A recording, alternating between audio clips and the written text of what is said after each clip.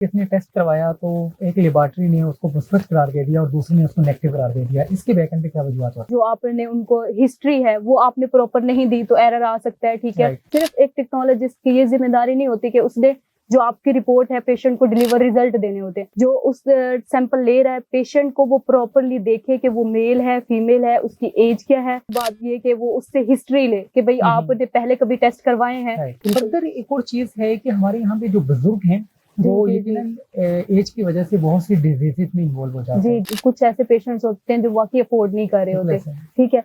तो मैं समझती हूँ कि उनको गवर्नमेंट सेटअप की तरफ जाना चाहिए। अस्सलाम वालेकुम, करंट एनएन के साथ मैं हूँ आपका मेजबान कबीर हयात।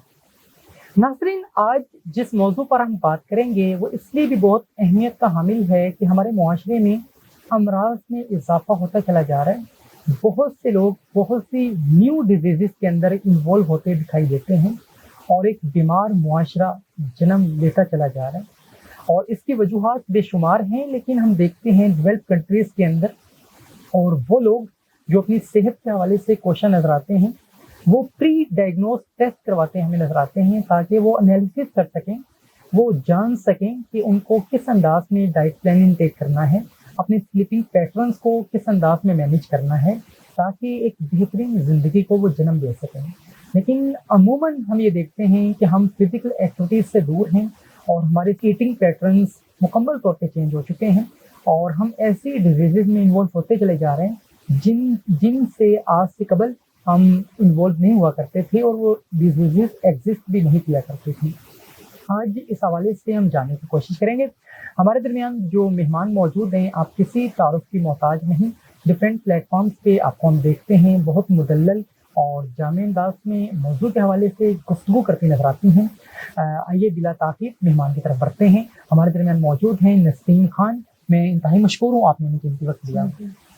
शुक्रिया, बहुत शुक्रिया आपके वक्त का। नसीम, आगाज हम यहीं से करेंगे, ये जो प्री डायग्नोस टेस्ट हैं ये क्या होते हैं और क्यों लाजिम है? जी जी जी, बिल्कुल ऐसे ही है कि जब जो पर्सन होता है या हमारे लोगों को इस चीज़ की इन्वायरमेंट या हम लोगों को ये नहीं बता पाते कि ये क्यों ज़रूरी है।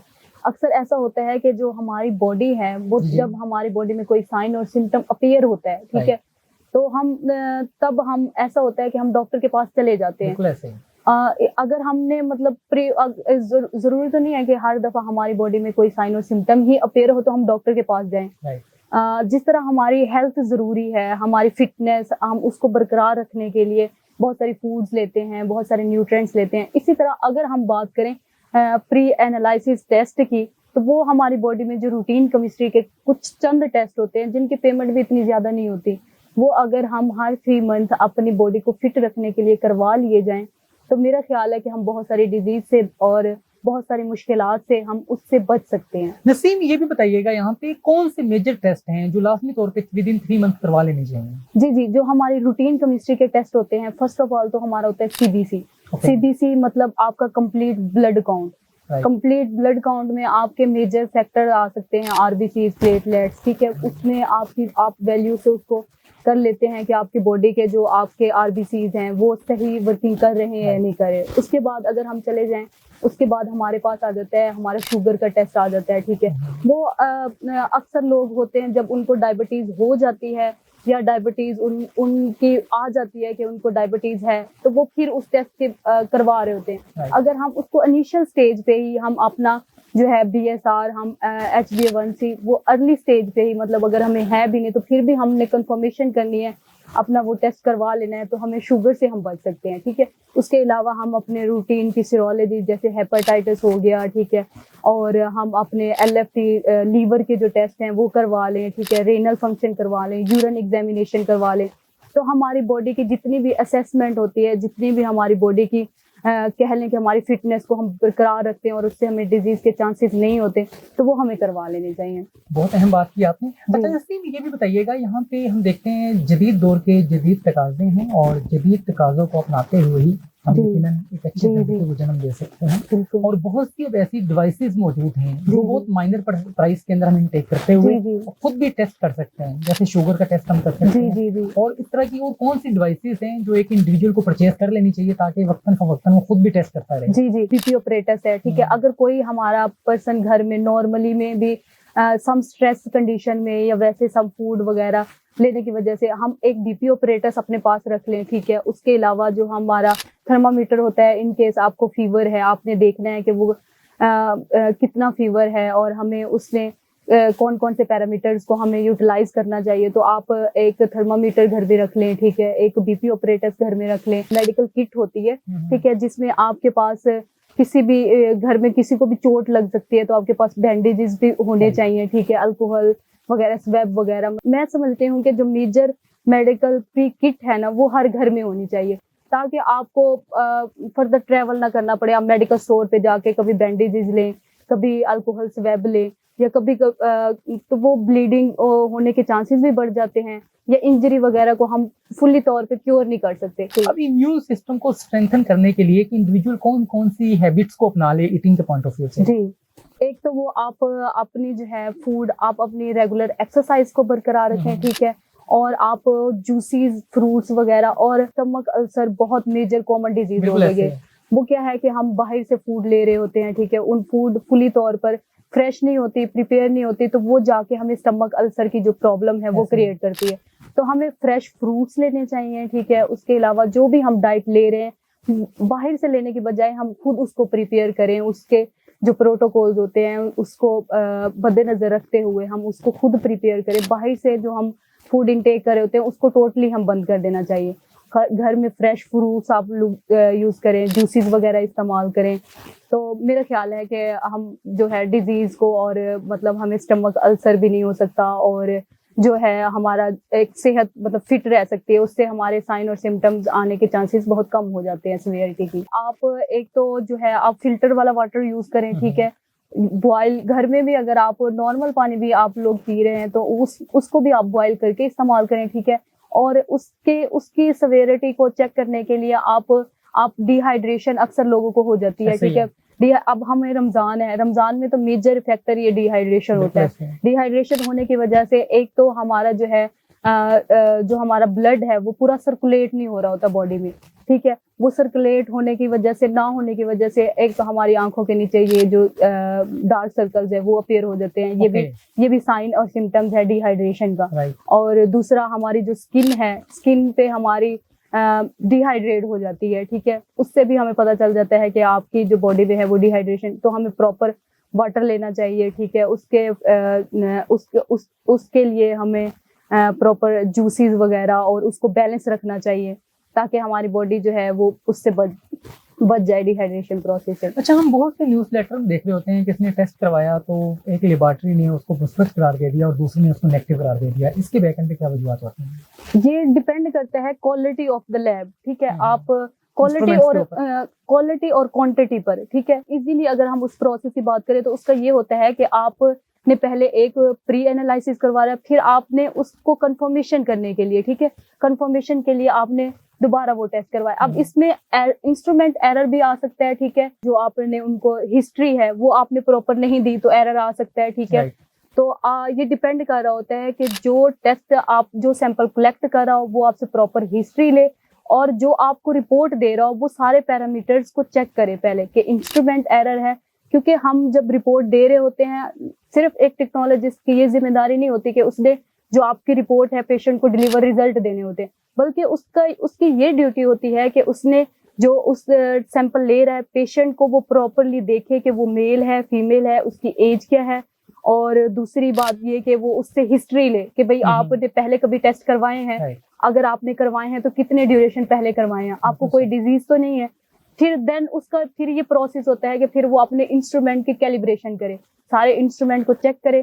फिर आपकी जो है वो टेस्ट उसने जो है एनालाइज उसकी कर दी, रिजल्ट्स आ गए उसके पास, फिर वो उसको क्रॉस चेक करे कि जो उस पेशेंट की हिस्ट्री थे उसने जो बताई थी उसमें ये उसने बातें बताई थी, वो हिस्ट्री से रिपोर्ट को मैनेज करे, ठीक है। रिपोर्ट को मैनेज करे, फिर उसके बाद उसको क्रॉस चेक करे दोबारा उसको, फिर सारे मीटर्स क्रॉस चेक करने के बाद फिर वो अपने फाइनल रिजल्ट की तरफ जाए।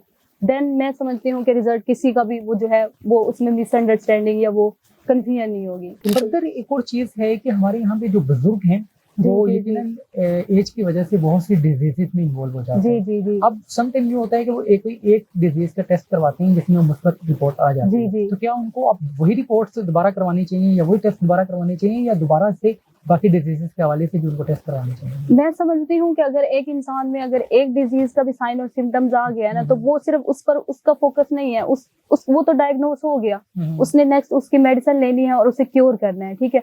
उसके अलावा भी जो है कि वो उसे बाकी चीजों को भी देखना चाहिए, बाकी पैरामीटर्स को भी देखना चाहिए कि उस डिजीज का इफेक्ट हमारे किसी और ऑर्गन पे तो नहीं हो रहा, राइट। हमारे किसी और ऑर्गन को तो डैमेज नहीं कर रहा। तो मैं समझती हूँ कि उस डिजीज का तो वो उसके लिए तो वो कंपलसरी है, उसने उसको हर मंथ बाद या कह ले कि डॉक्टर के प्रिकॉशंस होती हैं कि आपने 1 वीक बाद मेडिसिन लेने के बाद दोबारा ये टेस्ट करवाना है और फिर फाइंडिंग्स जो होंगी वो ले। लेकिन मैं समझती हूँ कि उसके साथ उसको और पैरामीटर्स के अपने बॉडी के उसके रेलेवेंट के और टेस्ट भी करवा लेने चाहिए, ताकि वो ये जान सके कि जो मेरी डिजीज है वो कंट्रोलेबल है, वो किसी और ऑर्गन को तो डैमेज नहीं कर रही। नसीम, एक और ग्राउंड रियलिटी है जो हम देखते हैं हमारे मुआशरे के अंदर, 80% लोग वो हैं जो जी। 2 वक्त का खाना खाने से भी यकीनन कासिर हैं। जी जी तो वो ये बिल्कुल। थिंक आउट भी नहीं कर सकते कि वो इतने हैवी टेस्ट और इतनी पेड जो है वो टेस्ट जो करवाएं जी अपने जी लिए। जी जी अब वो ये यकीनन नहीं करवा पाते हैं। जी तो जी वो आप कोई ऐसी रिकमेंडेशंस दे सकें या कोई ऐसे प्लेटफॉर्म्स जो आर्टिफिशियल इंटेलिजेंस के हवाले से हमारे पास अवेलेबल हों, जी या जी जी ऐसे सॉफ्टवेयर जी जो जी हमारे पास अवेलेबल हों जहाँ पे हम कोई डाटा पुट करें तो हम जी कोई जी टेस्ट का रिजल्ट जो है वो कुछ हद तक एनालिसिस कर सकें? कुछ ऐसे पेशेंट्स होते हैं जो वाकई अफोर्ड नहीं कर रहे बिल्कुल होते, ऐसे है। ठीक है। तो मैं समझती हूँ कि उनको गवर्नमेंट सेटअप की तरफ जाना चाहिए, ठीक है। गवर्नमेंट सेटअप में जो एक टेस्ट अगर हम किस प्राइवेट लैब में जाएगा वो 1000 का हो रहा होगा, तो गवर्नमेंट में वो 3 या 350 या 250 का हो जाएगा, ठीक है। तो ये नहीं है कि आप उसको स्किप कर दें। अगर आप के पास इतने पैसे नहीं है लेकिन आप अपनी बॉडी के साथ बहुत सीरियस हैं, आप अपनी हेल्थ के साथ बहुत सीरियस हैं, तो मैं समझती हूँ कि वो मूव ऑन करे गवर्नमेंट हॉस्पिटल। लेकिन टेस्टिंग का सेक्शन है वो छोड़े, वो गवर्नमेंट हॉस्पिटल जाए, वो बहुत कंपलसेट कर देते हैं उस टेस्ट को। और एक कौन सी वो एज हो सकती है जिसके अंदर हमें लाजमी तौर पे क्यूरियस होना चाहिए इन टेस्ट के हवाले से? किस एज के अंदर जाते हैं? सर एज तो मैटर करती है, ठीक है। अगर हमारा न्यूबॉर्न बेबी है तो हम जब वो होता है तो हम उसके टेस्ट करवाते हैं, ये तो कंपलसेट है हमारे पास न्यूबॉर्न बेबी के। हम उसके बाद डिपेंड करता है आप 20 एज के बाद, ठीक है, 20 एज के बाद। 28 के बाद, 30 एज के बाद आप अपनी जो है इवन के अब तो अब हम इस एज को फैक्टर पे तो हम बात ही नहीं कर सकते। अब तो जो हमारे बेबीज हैं, जो हमारी यंग जनरेशन है, उनमें भी ट्यूमर, ब्रेस्ट ट्यूमर को अगर हम मेजर ले लें तो वो मोस्टली जो है 25, 30, 15 वाली गर्ल्स में भी अपीयर हो रहे होते हैं उसके साइन और सिम्टम। तो एज फैक्टर जरूरी नहीं है, जरूरी है कि आप जब इस एबल हो जाएं कि आप मतलब अपनी आप इस थिंकिंग के साथ आप ये सोच रहे होते हैं कि ये हमारे लिए जरूरी है, हमें करवा लेने चाहिए, बजाय इसके कि हमें कोई कॉम्प्लिकेशन अपीयर हो। एक नॉर्मल सा प्रोसेस है, आप पैसे अपने कहीं और पे भी तो खर्च कर रहे होते हैं ना। आप अच्छा नहीं है कि आप एक एक्यूट स्टेज पे आप अपनी हेल्थ के साथ सीरियस हो और आप एक एक्यूट स्टेज पे जाएं और उसको डायग्नोज करें, और फर्दर क्रोनिक पे जाने के आपके तब जो है ना हमारे लोग जो है ना क्रोनिक स्टेज पे अगर हम ट्यूमर की बात करें तो वो लाखों रुपए खर्च कर रहे होते हैं। तो हम ये अच्छा नहीं है कि आप एक्यूट स्टेज पे आप अपने साइन और सिम्टम्स अगर आपको अपीयर हैं, आपको फीलिंग्स आ रही हैं, तो आप एक्यूट पे उसका टेस्ट करवाएं, मेडिसिन लें, तो क्रोनिक से तो आप बच सकते हैं ना एटलीस्ट। बहुत से लोग जो हैं वो यकीनन कोई डिजीज में मुब्तला भी होते हैं, जी, जी, और जी। खास तौर पे जो बड़ी एज के लोग हैं वो जी, जी। टेस्ट नहीं करवाना चाह रहे होते कि टेस्ट मुस्बत आ जाएगा तो मैं ज्यादा टेंशन की वजह से मर जी, जाऊंगा। जी, जी, और जी। ये भी जी। एक अजीबोगरीब मामला है हमारे मुआशरे में कि अगर किसी का टेस्ट मुस्बत आ जाता है, जिसको वो बताता है वो भी परेशान हो जाते हैं कि अब इसके दिन कम है, और वो खुद जी। भी ये चीज समझना जी, शुरू हो जी, जाता है, और वाकई फिर एक्चुअल में उसके दिन वाकई कम रह चुके होते हैं, और हम जी। देखते हैं कि वो जो सर्वाइव नहीं कर पाता है। और ये मेंटेलिटी कहीं ना जी, कहीं पे जी। हमारे मुआशरे में पाई जाती है। इसको ओवरकम कैसे किया जाए? जी, ये देखिए जब हम मेडिकल पढ़ रहे होते हैं, ठीक है, उसमें हम हर चीज पढ़ रहे होते हैं, हमारे लिए क्या चीजें नुकसानदेह हैं, हमारे लिए क्या फायदेमंद है, ठीक है। एक इंसान अगर वो इस खौफ से टेस्ट नहीं करवाता कि अगर मेरा पॉजिटिव आ जाए, तो देखें ये अल्लाह ताला की इंसान की जो है ना, ये अल्लाह ताला की तरफ से भी होता है, ठीक है। एक मैं जिसे कह लूं कि शफा और जो है वो तो बेशक। अल्लाह ताला की तरफ से ही होती है। तो मतलब इस स्टेज तक हम जाने ही क्यों दे खुद को। मतलब एक चीज अब हम ऐसे है ना कि हम स्कूल जाते हैं तो हम स्कूल में एडमिशन लेते हैं, हमारा एक प्रोसेस है, हम चलते। अब वहाँ पे पास और जो फेल होता है वो तो इंसान ने होना ही होना होता है। बिल्कुल ऐसे। तो हम उस खौफ से बैठ जाएं कि हम फेल हो जाएंगे तो हम आगे स्टडी कंटिन्यू कर सकेंगे। तो यही हेल्थ के साथ भी यही है, हम बजाय इसके कि हम उस स्टेज पे जाएं, कोरोना की तरफ जाएं, हम इस खौफ से करें कि हम हो जाएंगे तो हम मर जाएंगे, तो हम उस तरफ ही ना आए। मतलब जरूरी नहीं है कि हर डिजीज का जो है वो आपकी डेथ से ही कंसल्टेड है। बड़ी अहम बात की आपने, और यकीनन इंसान जब अपने जहन को मुस्बत रखता है तो वो मुस्बत सोचता है, और जी। यकीनन मुस्बत ख्यालात ही आपके एक्शन के अंदर कन्वर्ट हुआ करते हैं और एक आप बेहतरीन जिंदगी को जन्म दे चुके होते हैं।